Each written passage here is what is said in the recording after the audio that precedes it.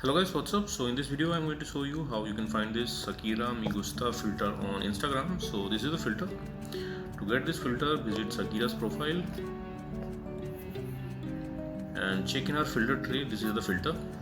And if you can't see her filter tray, when you go to her profile, actually you will see the profile like this. And if you can't see the filter tray, then just refresh her page by dragging the page down like this, and you should see the effect galleries. Okay, so go to the effect gallery and tap on this filter.